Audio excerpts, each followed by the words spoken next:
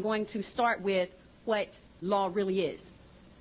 Most of us think that we go into a courtroom and understand the difference between a court and a courtroom, that the people who purport to use law really use words of art to make you believe, in fact, that law is on the table when you walk into a courthouse or a courtroom, when in fact that's not true.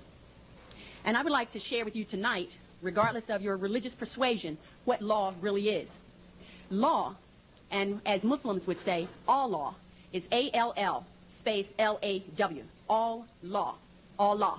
So for anyone who's of a Christian persuasion, don't be misled, and when you hear the term all law is God, all right? That is also what we would say in lawful terms, a misnomer. Allah is not God. God has no capacity and no standing to all law. Because God means governmental ordinance departments. There is no comparison. Now, who can use law? Law can only be used by people who are in their sovereign capacity. And as I will share with you tonight, the majority of the people in the world, and I'm not going to get into all of the details about that, but the majority of the people in the world, 99% of them live in slavery today. So in 1863, via the Emancipation Proclamation, and I challenge you to go look in a law dictionary and look up the definition of emancipation and proclamation, and you will see that a proclamation is not a law. A proclamation is a public announcement by elected officials. It is not a law. So the Emancipation Proclamation of 1863 did not set any slaves free. What it did was standardized slavery, the United States being the model for the standardization of slavery, that all of the other nations around the world, as they reduced their people from their sovereign capacity and forced them to join nation states, then they were able to issue statute, codes, ordinances, resolutions on them. And a statute, as in a state statute of the Commonwealth of Pennsylvania, is not a law. It is corporate policy of the corporation that calls itself the Commonwealth of Pennsylvania Incorporated. All right? Now, a code is not a law. The United States codes, the code of the laws of the United States of America that are used in federal court and the Supreme Court, are not law. They are what they say they are. They are codes, ordinances, and resolutions of a municipality of the city of Philadelphia, which is a private, non-profit corporation that calls itself the city of Philadelphia. An ordinance and a resolution, as in parking ordinances, they are not law.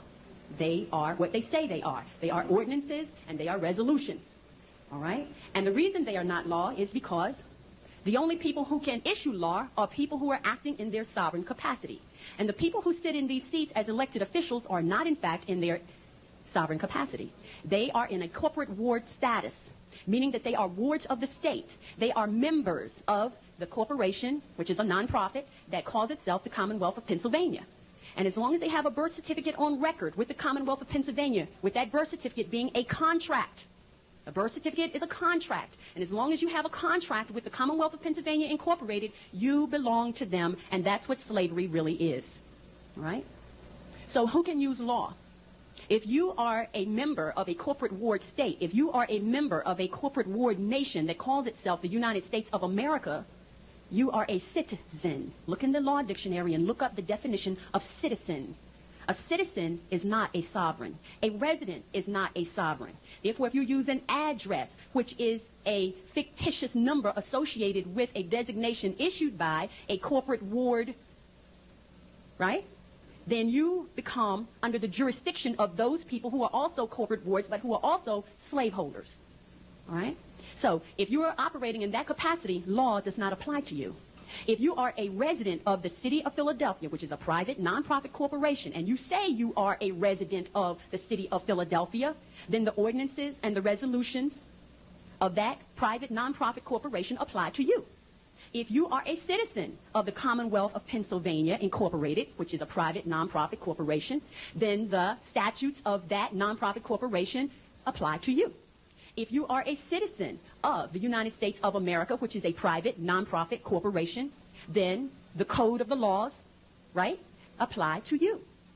But if you are a sovereign of the Moorish Empire, those ordinances, those resolutions, those codes, those statutes do not apply to you because you are not a member of the corporate ward state. It's as simple as that. And they understand the difference. This is why on their documents, they use words of art. They use the word label. They use the word person. They use the word address. All of these things that place you in their jurisdiction, and you unknowingly fill out forms every day. And every time you fill out a form, you enter into a contract. I don't care what kind of form it is. It's a contract. A driver's license application is a contract. A Social Security application is a contract. When you call up the telephone company and you make a verbal contract over the telephone, this is why they can bill you. When you sign a deed, it is a contract. When you fill out a voter registration form, it is a contract. Does everybody understand that? Don't ever think anything that you put your signature on becomes a contract. All right? Now, the fact that you are not in your sovereign status means that you make a contract as a minor. They don't care. They know you are a minor because, and to be other than a minor,